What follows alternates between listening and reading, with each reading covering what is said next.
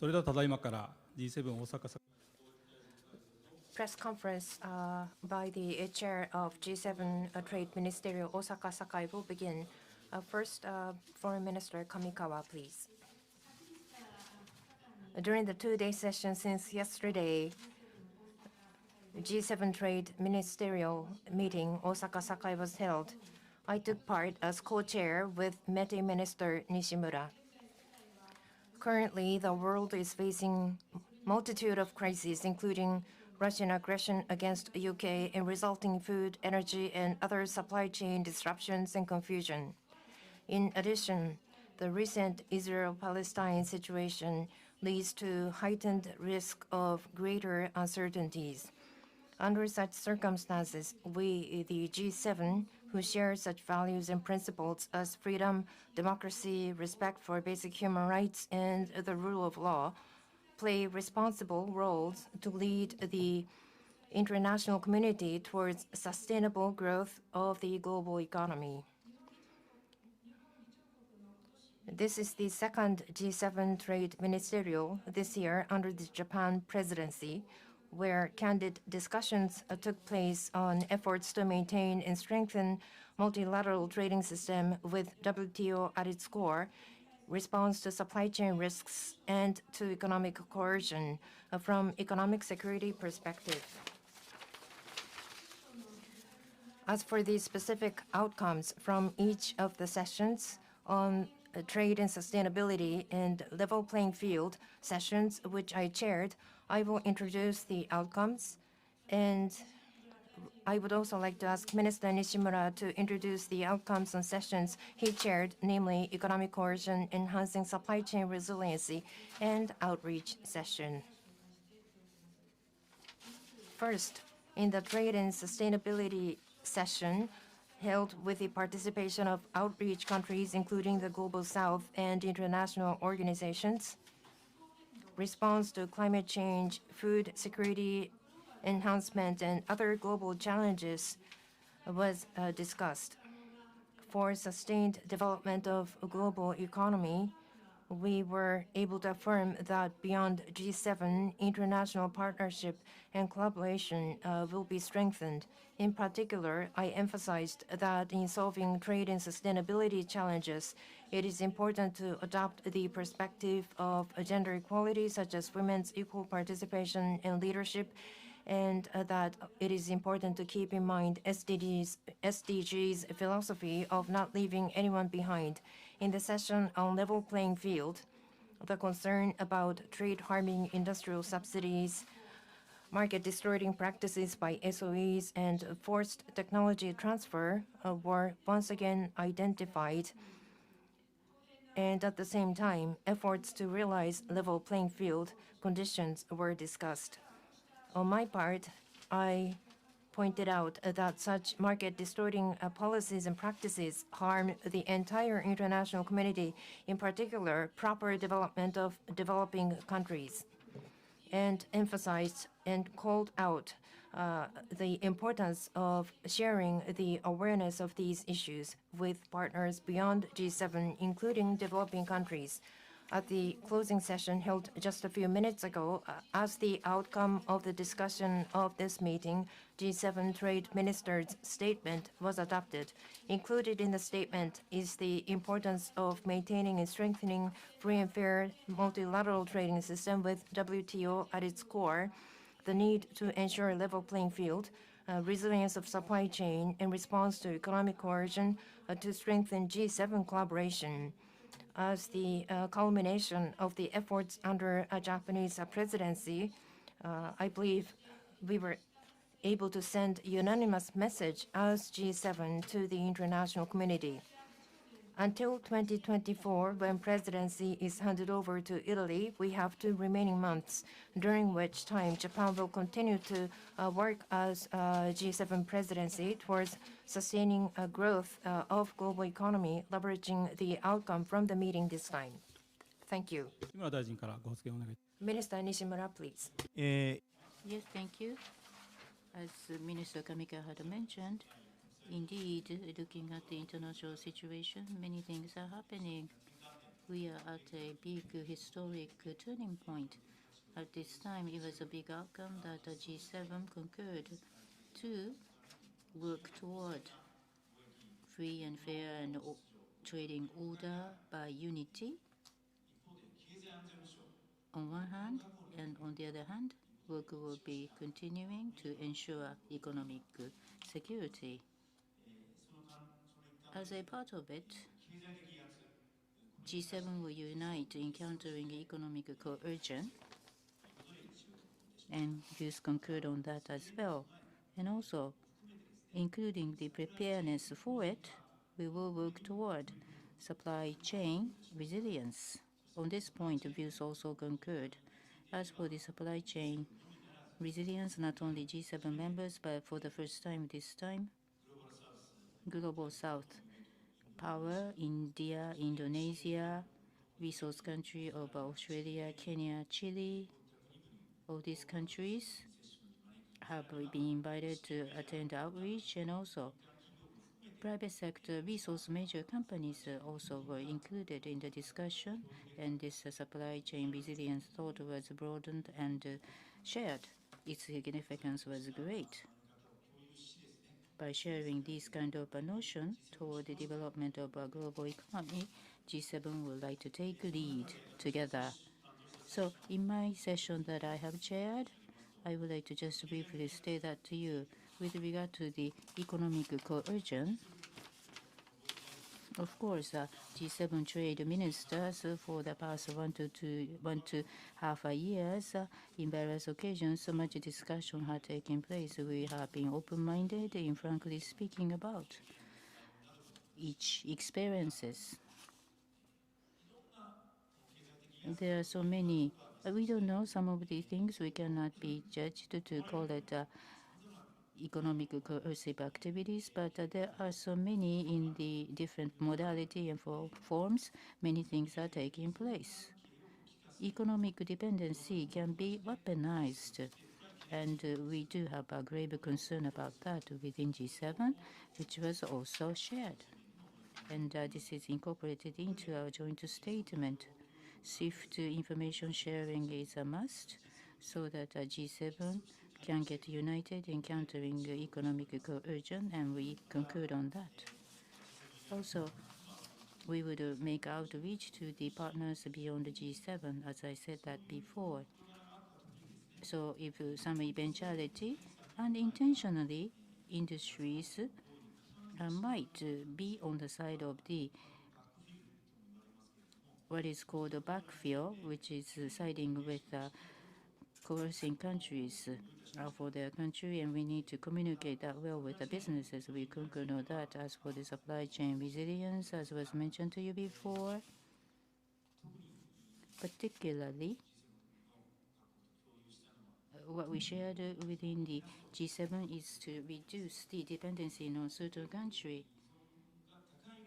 Because there is a high dependency in a certain country, it can be weaponized or can lead to something like a coercive activities or action.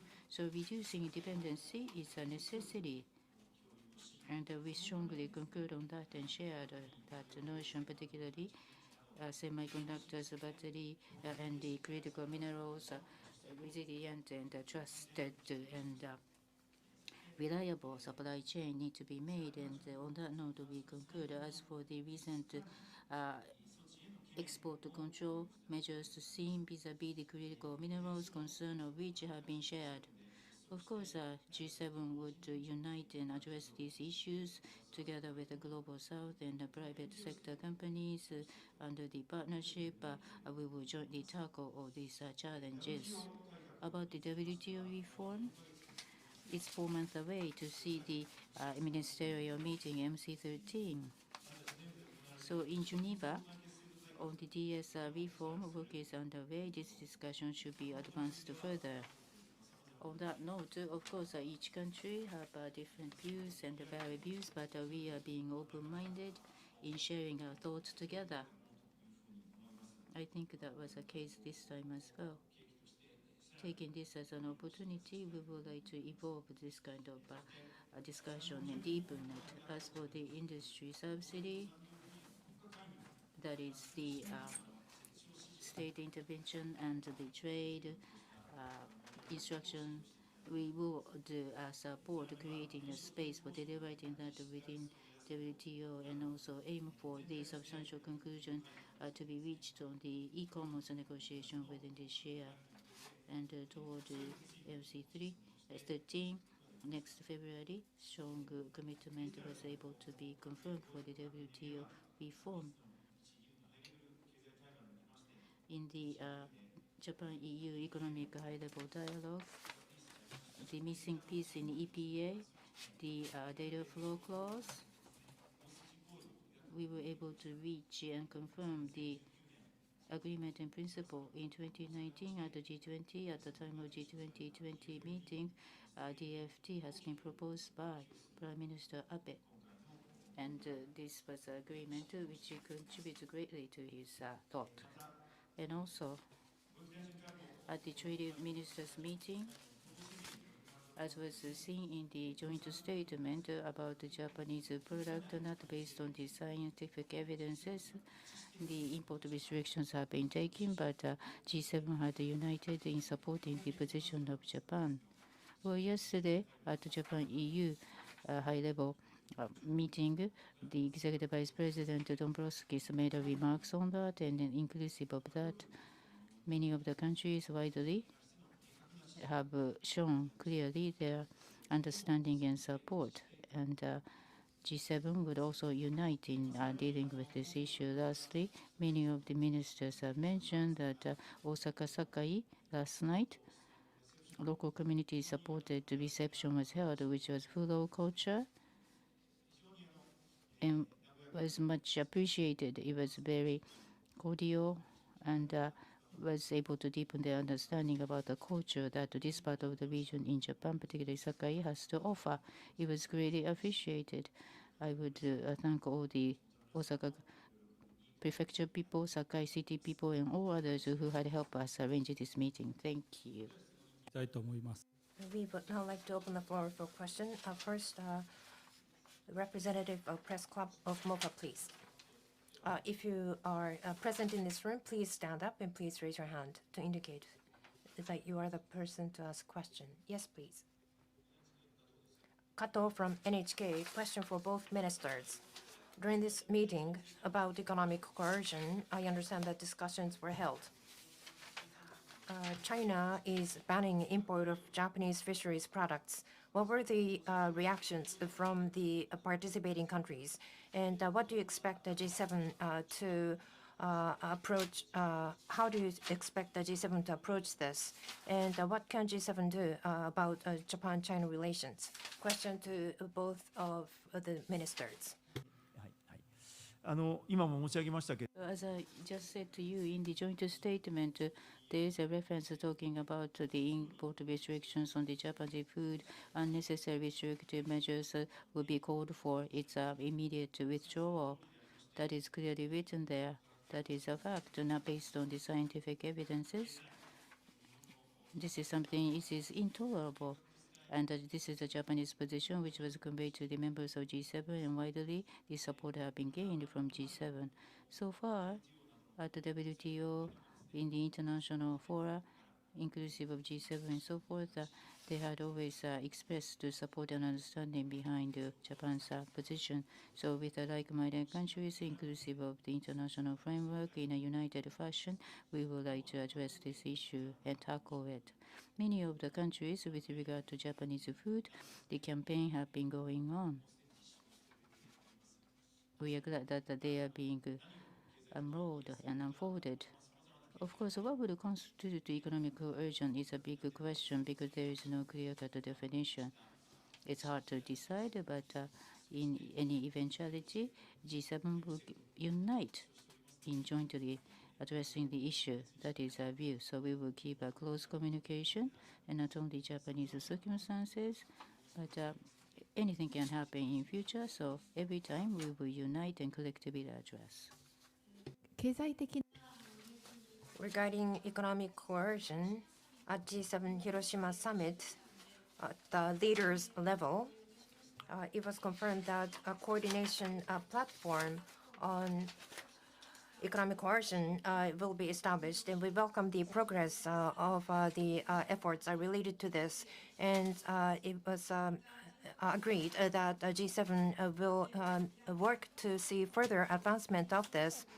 And as for joint response at WTO, G7 will continue to work jointly, and this was also confirmed.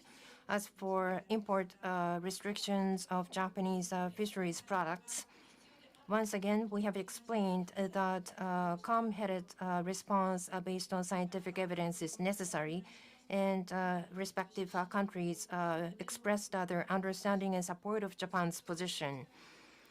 On the part of the government of Japan, based on scientific evidence, we would like to continue to provide thorough information, and including G7, we would like to continue to seek understanding and support from the international community.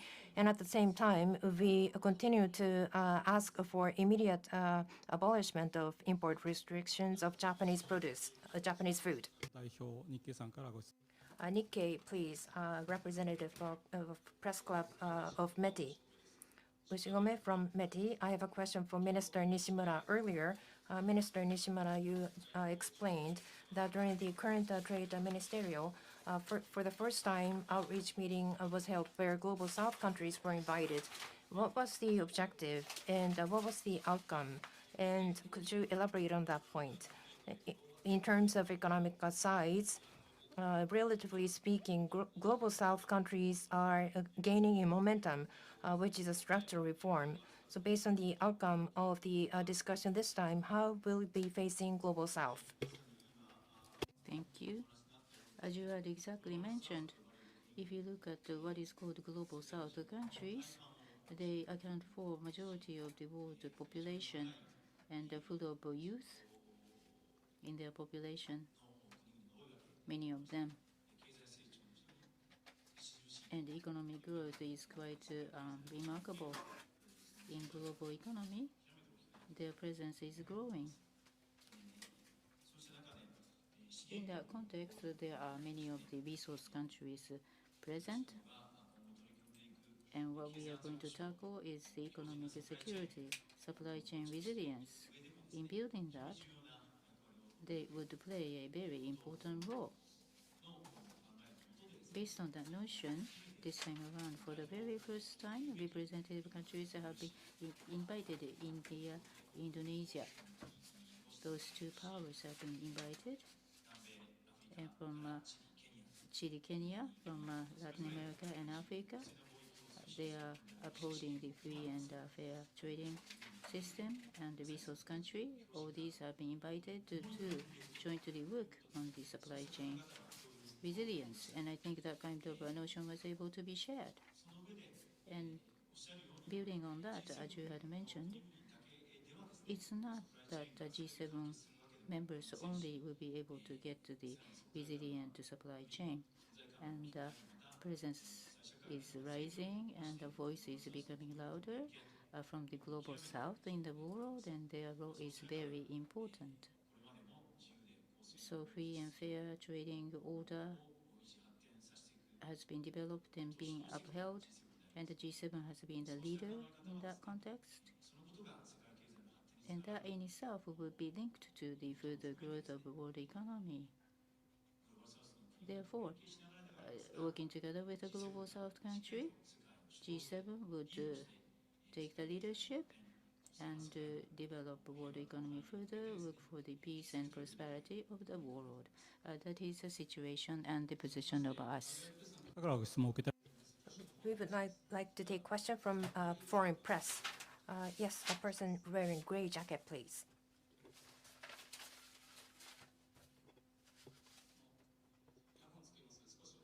Please wait until the two ministers wear headphones.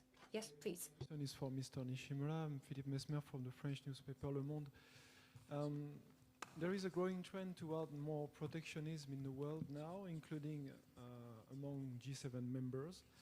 How do you analyze and understand this trend, and what could be the response from the G7, but also from Japan to this trend?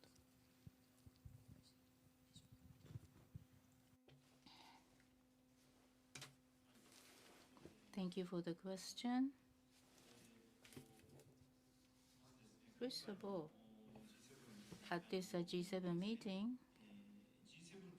as G7, free and fair trading system order will be developed further. That's our wish and intent, and also at the same time, economic security will be secured. So concurrently, we would work on it. It's hard, we know, but we will try to establish both.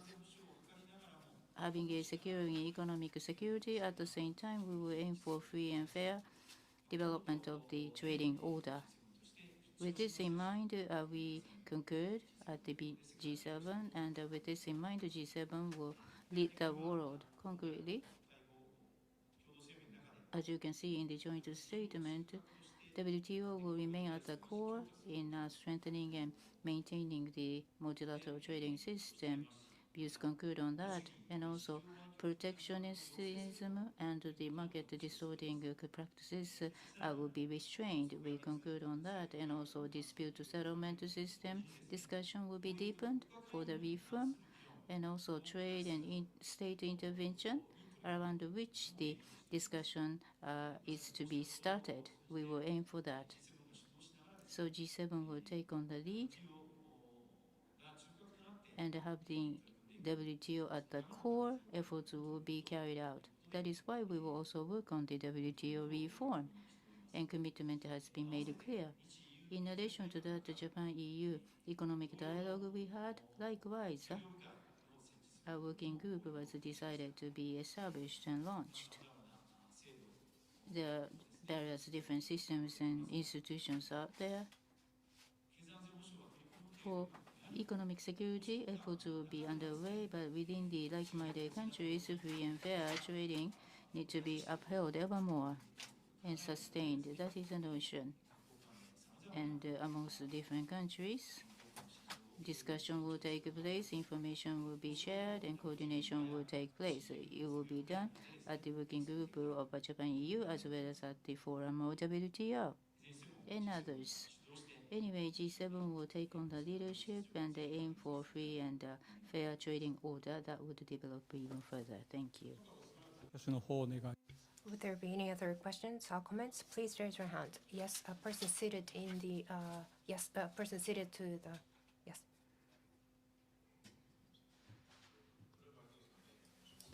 I'm Megan from Bloomberg. Question for Minister Nishimura on critical minerals. Critical minerals are receiving subsidies and framework agreement from various countries. On the other hand, these arrangements are such that they are done disparately without consistency or coherence. Against this backdrop, under the IRA, the U.S. is providing subsidy, but to avoid a subsidy race for exploration and development of critical minerals, what will be the response from Japan? First of all, with regard to the critical minerals, looking at its supply chain, not to depend on a certain country, this supply chain need to be built. At the G7 meeting, we concurred on that point. Japan, together with the G7 members and the resource countries, the global south countries, various different efforts are being carried out. Bilaterally, Japan, Australia, Japan, Canada, Japan, UK, with like-minded countries, efforts are underway, Africa, and also with Asian countries in a various different way with regard to supply chain of critical minerals, resilience. We are carrying on various different efforts by Japan. It's complementary, and also it's a multi-layered, vertical, horizontal, and slanted way. So the important point is not to depend on certain countries. It looks as if separate approaches are made, but they are being interconnected, complementary, like a mesh, so that supply chain can be made with a horizontal and a vertical thread, and also the thread weaving in a diagonal way. So there are Africa and Latin America who have upstream development one country alone cannot do, so that it can be done together with the countries as well as resource major countries which are a resource major country. That is exactly what is taking place. Of course, there is a funding needs, and the JOGMEC have 200 billion yen or more fund available from upstream down to downstream. Investment can be made as well as assistances can be offered. So these framework can be available for use, and now efforts are underway to create concrete projects. Already, in fact, some of the concrete projects have been launched. This is a common thought within G7. No reliance on a certain country. The critical raw materials and critical minerals will be secured. 方いらっしゃいますでしょうか。 Any other questions, comments? Yes, at the third row from the front. Gentleman, please. Tanikawa from Yomiuri newspaper. Question on Israel and Palestine to Minister Kamikawa. EU on the 26th has asked for a cessation of hostilities to both Israel and Hamas. On the other hand, Israel is expanding ground operations in Gaza, and Prime Minister Netanyahu says that it has entered into the second phase of the war. What is the understanding of the Japanese government? And at November 7 Foreign Ministerial in November, as the presidency, how do you wish to lead the discussion? First, Israel government is reinforcing ground offensive and announced that it has entered into the second phase. And I understand this. The tension is increasing locally minute by minute. And we cannot remain at all. We cannot make any prejudgment on the situation. With grave concerns, we are keeping close eye on the situation. On the 26th, European Council meeting was held, where a concluding document was announced, which mentions the necessary measures, including all humanitarian measures, such as humanitarian corridors and pauses for humanitarian needs. I understand that these requests are being made. As I have stated before, we condemn strongly terrorist attacks by Hamas and other militants, and we also have three policies: immediate release of the hostages and securing of the safety of ordinary citizens. Secondly, for all parties to take actions in compliance with the international law. And thirdly, early calming of the situation. That has consistently been the policy of Japan, and humanitarian pause and humanitarian assistance activities should take place. And we also believe that securing environment enabling these activities is also necessary. We will continue to collaborate with various countries, including European countries, to work on the relevant parties proactively. As for Foreign Ministerial, Japan is the G7 presidency. Based on the rule of law, we must maintain and strengthen free and open international order and strengthen involvement of international partners. That has been the priority in our discussion led by G7 presidency Japan, and we have made outcomes. As for Israel-Palestine situation, attention is increasing minute by minute. On October 17th, a G7 ministerial meeting by phone was held, and G7 foreign ministers are confirming that we strongly condemn terrorist attacks, and the need for improvement of humanitarian conditions in Gaza Strip was also agreed, and to collaborate amongst the G7 was also agreed. At November 7 and 8 G7 Foreign Ministerial regarding Israel-Palestine situation, based on the state of the affairs, which is changing minute by minute, we would like to have once again in-depth discussion amongst G7 foreign ministers. In the interest of time, next question will be the final question. If you have a question, please raise your hand. Yes, the member of the press who is seated there, a gentleman.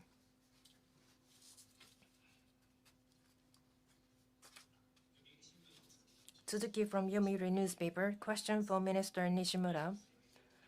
In the statement, market distorting or non-market practices and policies are mentioned, and there is opaque industrial subsidies and forced technological transfers, and responses and policies on these are included in the statement to make sure that there will be collaborative efforts. How can G7 make sure that these are effective measures? And there will be APEC ministerial next month. How can you leverage the results this time there? Yeah, you talked about non-market market distorting measures. Well, so far at the trade ministers meeting and elsewhere, various efforts have been made and a joint statement have been issued.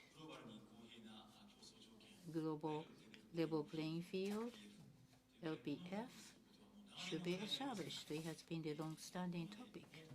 And thus far, opaque or market distortive industrial subsidy has been shown with grave concern. It should be dealt with the rules as well as by using the tools. And we had to send out a message on that, and we've been dealing with it. And this time around, concretely, this will be pushed forward, and this was the discussion we had this time, talking about the background of industrial subsidy. There is a fund de facto controlled by the state.